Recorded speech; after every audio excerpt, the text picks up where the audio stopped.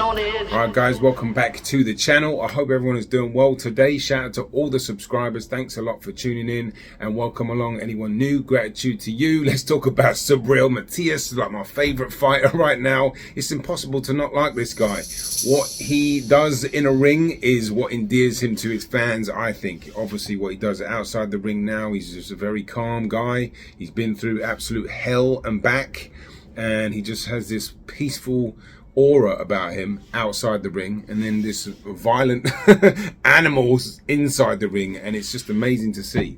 So he's rumored to be fighting Elvis Rodriguez. Okay, shout out to Miracle Boy Boxing. It's a channel that I watch, and I was watching one of his videos, and I wonder where he got this information from. I was trying to leave a comment, but his comments went on. Miracle Boy, if you're watching, bro, I'd love to know where this source was from, because there was a couple of other Spanish channels. My Spanish is not great. I am learning, but I was just like wondering where to get some more details about this. So if you are watching, bro, hit the comments. I know sometimes he watches my videos. Shout out to you.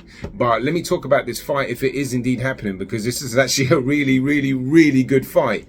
Elvis Rodriguez, Southpaw Dominican, crisp, sharp shooting puncher. You know, he can box too. He can, I wouldn't say bang like that, but he can get in the trenches and let that right hook go. He's got a phenomenal right hook. Well, Elvis Rodriguez going with the right hook. Now, here, we'll take another look at it. Just a compact right hook. Free trying to get in there so there's not more damage done. And that right hand, even the uppercut, became a big weapon. There was the right hook. One of the better right hooks in the game right now. And he's got some decent wins under his belt. He dominated Joseph Adorno. In fact, I'll pull a clip up of that right hook, because he comes in as a southpaw with like a body shot, and then he just whips that right hook in. Now, here, we'll take another look at it. And it's a thing of beauty, it really is.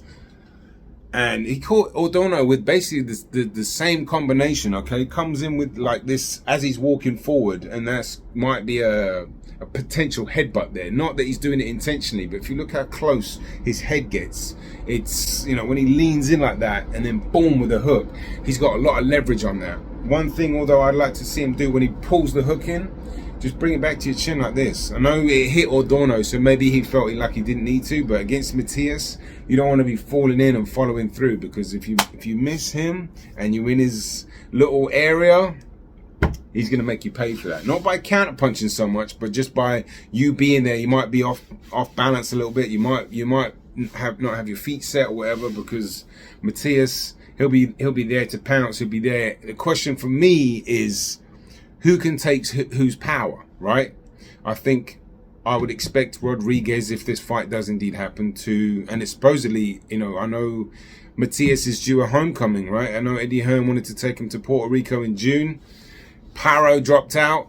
Rodriguez is supposedly in the mix. It's a very tough fight for Matias. So I'll take my hat off to him if he does indeed take this fight. Take to both of them, to be honest with you.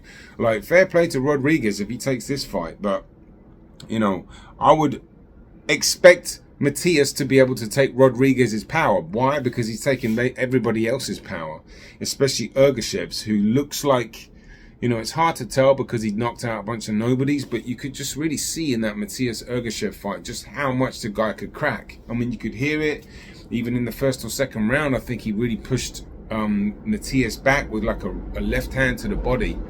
But he can really punch, but Rodriguez can too.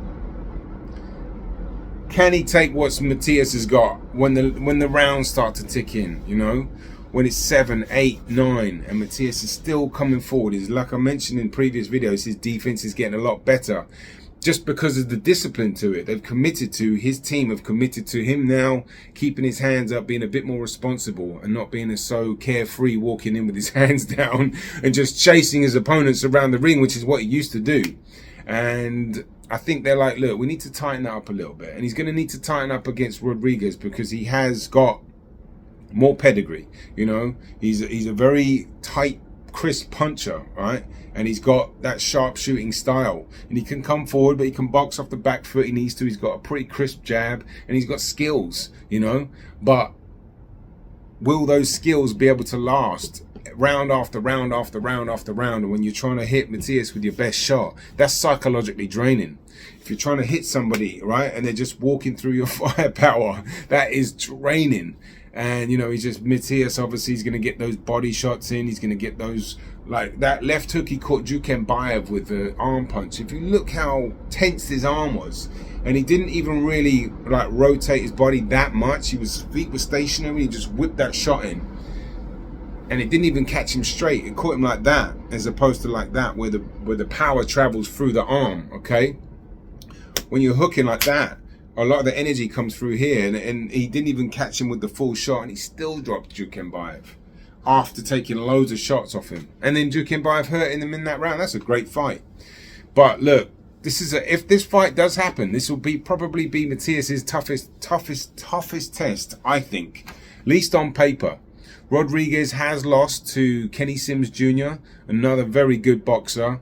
That was a few years ago, and I know he's with Freddie Roach now, but he's had some good wins, as I said, against Adorno. He beat Postol, who, let's be honest, is not what he used to be, but it's still, you know, a decent name to have on the resume. And I think ultimately Rodriguez is a hell of a fighter. I do think so. Excuse me, but I think stylistically it could be a really good matchup. Because I think Rodriguez will probably be forced to box off the back foot, and maybe Matias will give him a bit of respect early, like he did with Ergashev, and just be a bit more cautious and be a bit wary, especially with that right hook. And then, as always, as the rounds go on, I've always referred to SUBRIEL Matias and David Benavidez and Beterbiev as you're in their spider's web. All right, you're the starting point. You're at a disadvantage already. Why? Because they're just more of a savage person than you. They can take what you've got, and you're in the sticky web, and they're going to come for you and poison you, wrap you up, and that's it. So funny analogy, but when you break it down, when you see the fear that lands upon these fighters, and you see their spirit dwindle, because nothing can hurt this person. You ever see an insect hurt a spider? I haven't. I'm not saying they can't get away, but it's very unlikely once you're in that web that you're getting out. And that's just the reality of the situation, because he's just been through so much. Boxing's easy to Matias, you know. It's easy, you know. The guy's been through so much in his life, and he's just at ease with it, you know. And I love the fact he's with Hearn. I love the fact they're going to get him active. I love the fact they're going to get him a homecoming, and I love the fact that I think slowly but surely, or maybe quickly, he's going to be an absolute superstar pretty soon. And he'll deserve it, because he's been on a hell of a run. And he's knocked out, made the last 5 people quit. Again, this fight hasn't been made, it's just been rumored, so let's just be mindful of that. But if this does happen, that's a very exciting fight. And I'll make a separate video, maybe look into a bit more detail about what's actually happening, and bring some clips up and stuff like that. But for now, let me just quickly talk about Amanda Serrano. I know she's got a fight against some Swedish lady tomorrow, but every now and then I'll make a video. I haven't made one for a while. It's called A Dying Breed. I've had Paulie Malignaggi, Gabe Rosado, Breadman Edwards. I'm probably going to do a Bud Crawford one, maybe Errol Spence too. But Amanda Serrano, she's the next one up. I mean, when you break it down, like this channel is about heart and skills and trying to be the best version that you can be. I've said it loads of times, and she certainly fits in that category. And my knowledge on women's boxing isn't great outside of the top girls like Clarissa Shields, Amanda Serrano, Baumgarten, a little bit Michaela Meyer, but like honestly, there's so many fighters in boxing. The lower I could do with brushing up on the lower weights, to be honest.